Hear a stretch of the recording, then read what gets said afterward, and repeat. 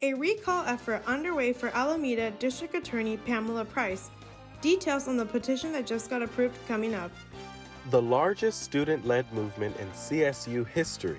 Just ahead, we spoke to CSU student assistants who are trying to unionize.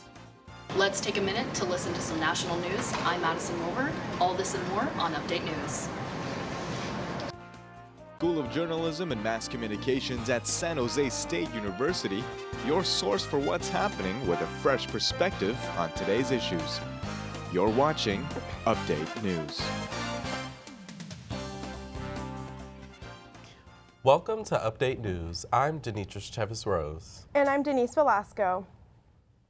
We begin in Alameda County, where some residents are so unhappy with their district attorney. They've launched a recall campaign to try and get her out of office. They cite the rise in crime as the reason. Reporter Levern Johnson has the latest.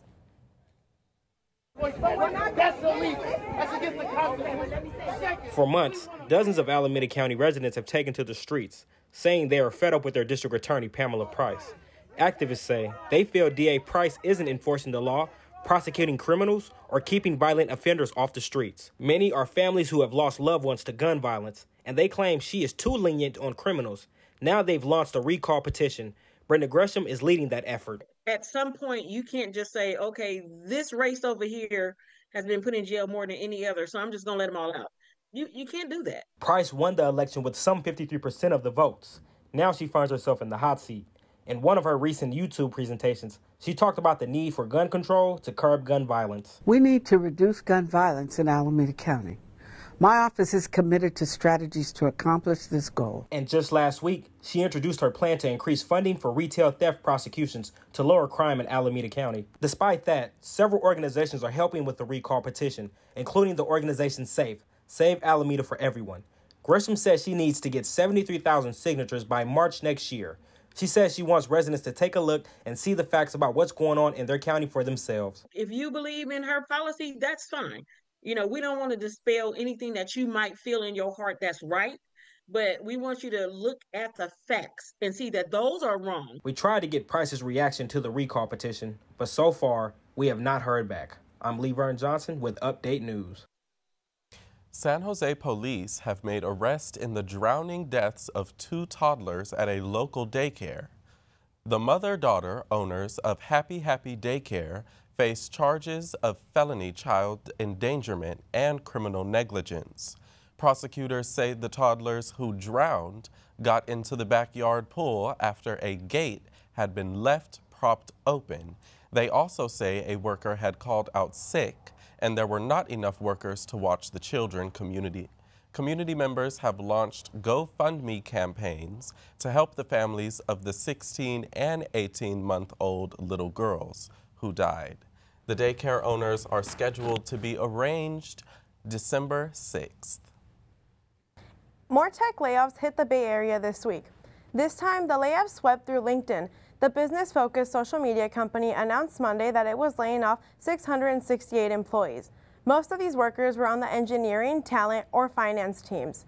This is the second round of layoffs for the company this year. For months now, California State University student workers have been calling for a union. It would be the largest student worker union in the country. Now they are one step closer to the finish line. I set out to gauge their reactions. This year, 4,200 California State University student workers signed up to create a student workers union. The California Public Employment Relations Board has now confirmed that there are enough signatures to start voting for a union. The last step is approval from the CSU to hold the union election. This would be the largest undergraduate student workers union in election history. The workers say they need better wages, more work hours, and benefits like sick pay. I think the efforts that people are thinking about unionizing for students is a really good opportunity, especially in the climate of students and student workers right now with, getting really low pay.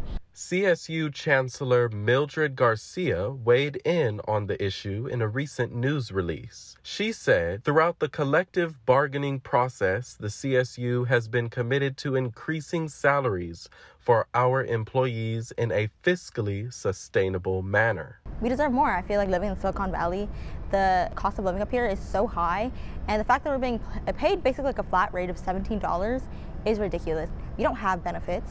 We aren't getting paid. I'm sorry, a lot of us are not getting paid on time. I'm getting paid days later, even months later. The CSU Student Workers Union organization quoted CSU legal counsel Timothy Young in an Instagram post yesterday. Young wrote in a court letter that the student's primary role is that of a student and not a traditional employee. Oftentimes, student workers aren't given the respect, and their work isn't dignified in the way it should be. These offices, the departments, the universities themselves don't run without student workers. We are truly the backbone of the university next to faculty and staff.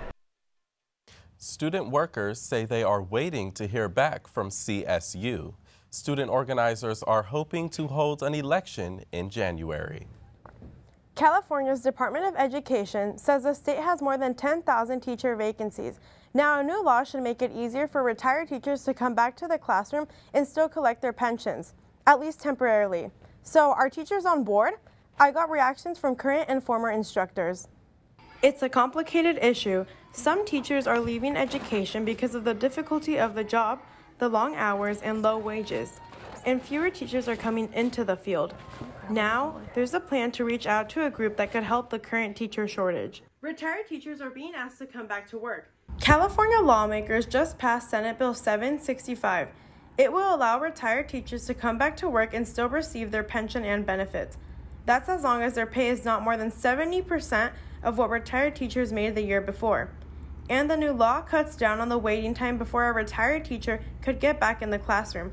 It's currently 180 days. There is a lack of teachers, and a lot of school districts are experiencing no new teachers coming in. I think there's a lot of teachers turning out, which is why they are reaching out to retired teachers to fill in some positions at a lot of schools.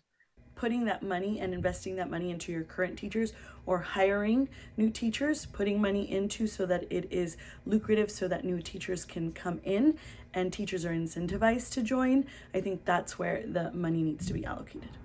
The retired teachers have another advantage. They're already familiar with the system they've been a part of. Retired teacher Kathy Flores says she gets called on frequently. They've been calling me even in the morning, trying to twist my arm. Well, we're down 12 subs. We really need you. Then principals who know me are calling. Go call Kathy Flores. That new law goes into effect next June for a 2-year period, and lawmakers are putting money into recruiting more teachers to California schools. President Biden is back home after a short visit to Israel at the height of tensions there. The president met with Israeli Prime Minister Benjamin Netanyahu to show solidarity with Israel following the deadly Hamas attack on Israel nearly 2 weeks ago. Tensions are running high after hundreds died in an attack on a hospital in Gaza. The dead included children and medical workers. Israel is blaming Hamas for the attack. Hamas says Israel is responsible. Palestine health officials say nearly 3,500 people have been killed in Gaza. The World Health Organization is calling it a humanitarian crisis. Biden announced Israel did agree to let some humanitarian aid in through Egypt. Now, reporter Madison Wilbur joins us with some national news in her segment, Minute with Madison.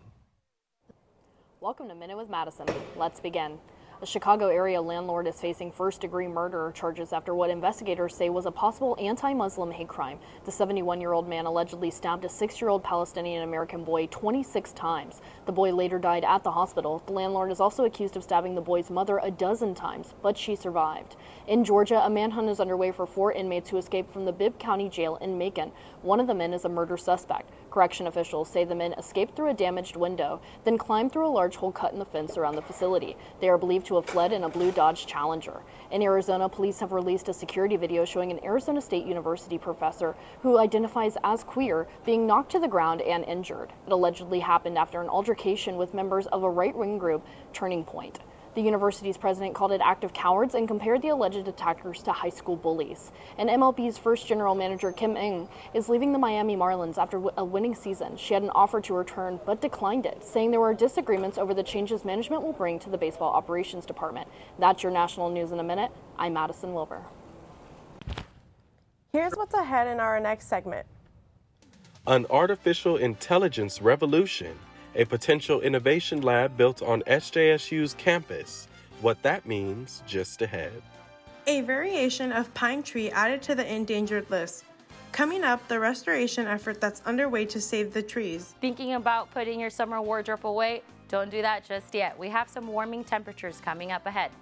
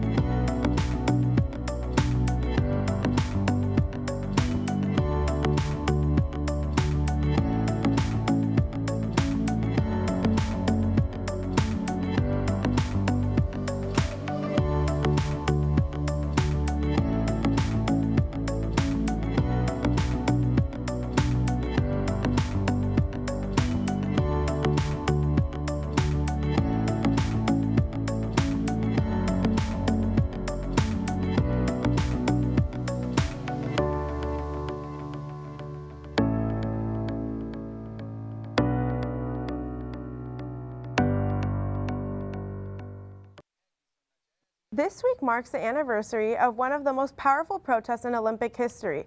It was carried out by two San Jose State student athletes, Tommie Smith and John Carlos. Reporter Madison Wilbur is here to talk about how the men were celebrated this year. This is the 55th year since Smith and Carlos carried out their protest. At this year's event, the university encouraged the students to follow the example of standing up for what they believe in. The statue of Tommie Smith and John Carlos occupies a prominent place in the middle of San Jose State's campus. During the 1968 Mexico Olympics, the two student athletes won gold and bronze medals. But on the medal platform, they bowed their heads and raised their fists to protest the treatment of black people. They were expelled from the games and ostracized. It would take years for their protest to be honored. At this year's commemoration, the university's president urged students to let that moment in history motivate them. It's also meant to inspire our students to not be afraid to challenge the status quo, to speak up against injustice, and to stand up and take action when something needs to change. Former student, now civil activist Gabriel Manrique says it was not always that way on campus. You know, it's a change because I was an alumnus here in San Jose State, and back in my days, a lot of students wasn't really involved or wasn't really interested in getting involved in civic engagement, but I see that need now. Multiple student organizations took the opportunity to turn to recruit volunteers who want to work in their communities. Actually, I found out a lot of interesting information, especially for students like me who are not from this country, and I received a lot of valuable help from this organization. Nearly 20 years ago, SJSU students raised money to get the statue built. No student should walk by that statue and not have that be a call to action. Organizers left students with one question. While I honor today, what action can I take tomorrow? Live on campus, I'm Madison Wilbur, Update News. San Jose's mayor is looking to persuade more artificial intelligence companies to make their home here. He just laid out a plan with incentives. Part of what he is proposing is having an AI innovation lab on the campus of San Jose State. Reporter Larry Larkin has that story. Startups into San Jose and particularly downtown. San Jose State University's engineering department is already engaged in studying the latest in artificial intelligence. We already are involved in a lot of AI research across departments. So for example, last week we had a set of talks on different topics in AI and ethics. Now, San Jose Mayor Matt Mahan wants to involve the university even more. His vision? An AI innovation lab at San Jose State.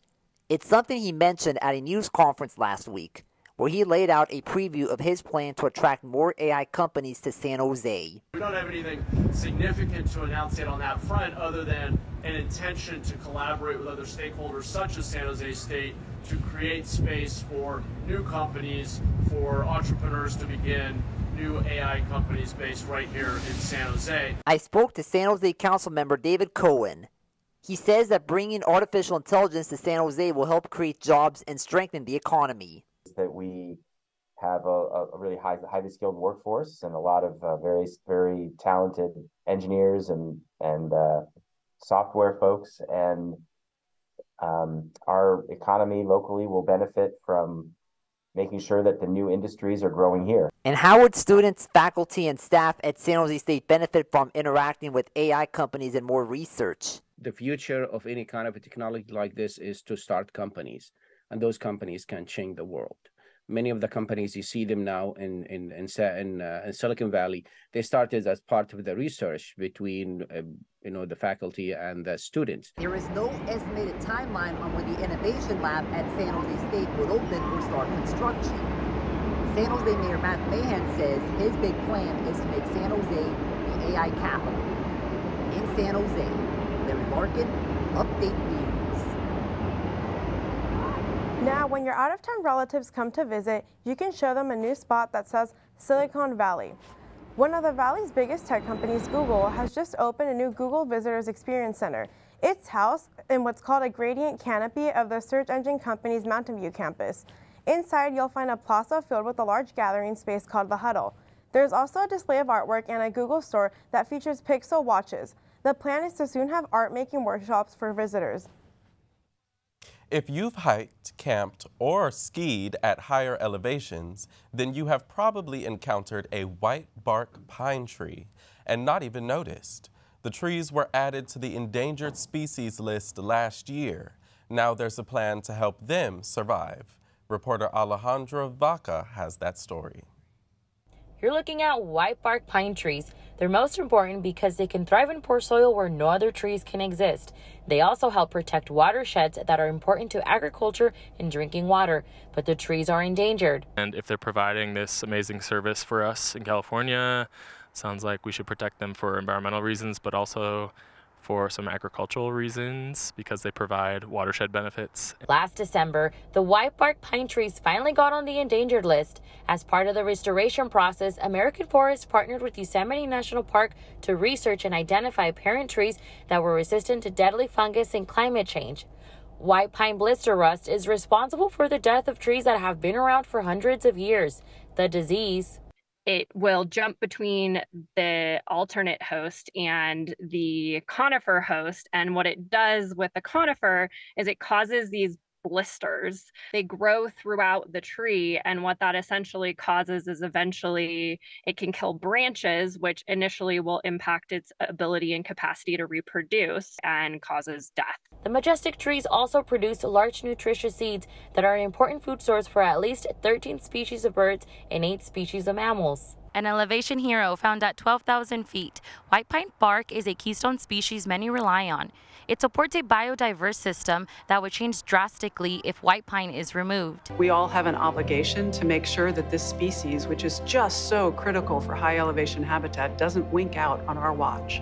Now, there's new hope. There's a restoration project at Yosemite and Clark's Nutcracker, the birds that plant seeds for the trees. Each year, thousands of seedlings are being planted in a nursery in Idaho. The planting is crucial so the next generation can roam through these magical forests. This is Alejandra Vaca, Update News. It's been pretty warm the past few days, but are we headed for a cool down? Alejandra Vaca is back with our weather forecast. Hi, I'm Alejandra Vaca with your 7-day forecast.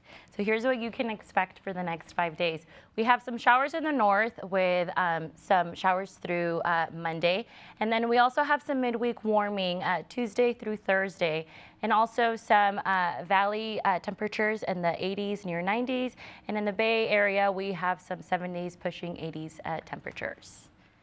And for our future cast, it shows mainly clear skies except for patchy coastal fog for much of the week. Then notice the clouds on the increase again approaching Saturday with some showers nearby for next weekend. Estimated totals locally are not expected to be much, although we could see some areas north of Sonoma County, so stay tuned. As well, so that is up until Sunday. And for our 7-day outlook for Santa Cruz, we have some midweek warming the second half of the week. So we have 68, 68, and then 70 on Sunday. And warming for Oakland and Inner East Bay as well with 80s possible. And in San Francisco, too should see some warm temperatures, especially near downtown with highs approaching 80s both Wednesday and Thursday. And in San Jose, we'll see some summer-like temperatures, especially today, low 90s, and with valley highs in the 80s to low 90s before cooling into the next weekend. And that is it for your 7-day forecast. Back to the desk. Stick around, there's a lot more ahead.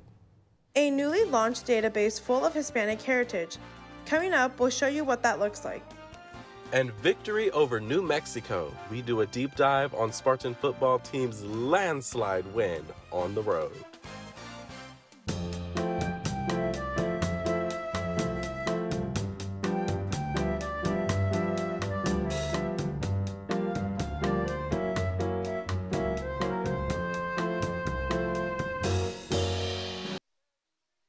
San Jose has a brand new open space. It's called Heinleinville. It recently opened in San Jose's historic Japantown. Officials are calling it a new open urban space. It features a play area, picnic, and game tables. A winged sculpture in the park signifies the evolving community located just north of downtown. The park is named for German landowner John Heinlein. In the 1800s, he proved inexpensive leases to local Chinese immigrants who were victims of discrimination. It became known as Chinatown, but it burned down in a suspicious fire in 1887. Japanese immigrants settled in the area nearby. That became what we know as today as Japantown. There's a new effort to document the lives and culture of Mexican migrants who worked in Santa Clara County long before it became known as Silicon Valley. It's a new website, and if you have pictures and stories about that time period, you're invited to participate. Reporter Alexis Marquez has that story. Organizers used a 10-mile bike ride to point out some of the Mexican historic sites in San Jose. The ride helped launch a project some 20 years in the making. It's a new website highlighting the stories of the lives of Mexican migrants, their work, culture, life, and civil rights activism in Santa Clara County. The bilingual site is called Before Silicon Valley, Mexican Agriculture and Cannery Workers of Santa Clara County, 1920 to 1960. It has pictures and stories of what life was like in Santa Clara County post-World War II. At the time, the region was the largest vegetable producing and processing area in the U.S. The website is a collection of rich history of amazing photographs. It's an educational website, so you can use it for just knowledge of the valley. Researchers say in the past, many of the stories about the early days of Bay Area Mexican workers were either not recorded or even disregarded. They see the website as an opportunity to change that. It's really important to document this. A lot of the people we've interviewed, particularly the ones from 2011 and much earlier 2007, have all passed. And if you don't get those stories, they're gone. So this website will be a way to learn about that history. They hope the new website will be a part of a bigger call to action. So much is undocumented about the community still. So we really encourage people to use the website, to do their own research, to continue working on it, to continue documenting and interpreting it. You can find the website through this QR code. Information will continue to be posted on the new website as research develops. In San Jose, I'm Alexis Marquez, Update News. Turning to sports, San Jose State football headed to New Mexico to take on the University of New Mexico Lobos. That's just one of the matchups reporter Levern Johnson takes a look at. Coming into the matchup, San Jose State lost their last 3 games after leading at halftime. We'll see if they were able to stir up a recipe for success. We'll start in the third quarter, where San Jose State football has struggled the past few weeks.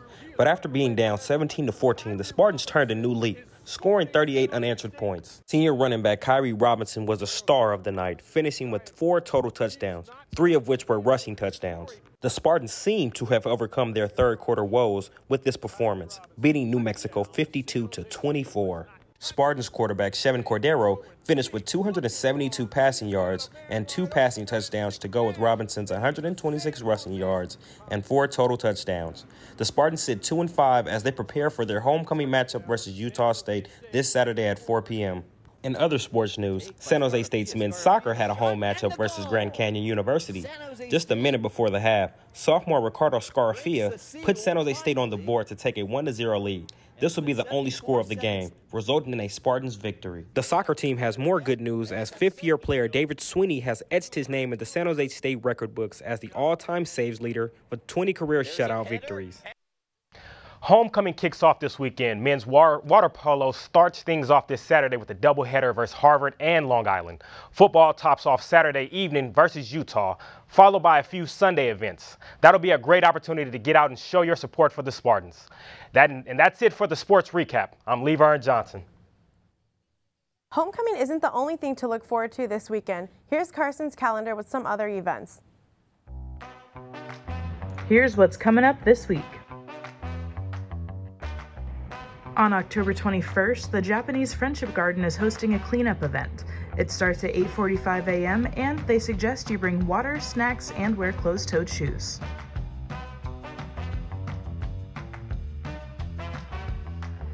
Also on October 21st, Dia San Jose. The event is on Cesar Chavez Plaza and it runs from 11 a.m. to 7 p.m. It costs $8 and there will be tons of food, drinks, and family-friendly events. From October 21st to the 22nd, Campbell's 28th Annual Oktoberfest. The event starts at 10 a.m. both days, admission is free, and it's located in downtown Campbell.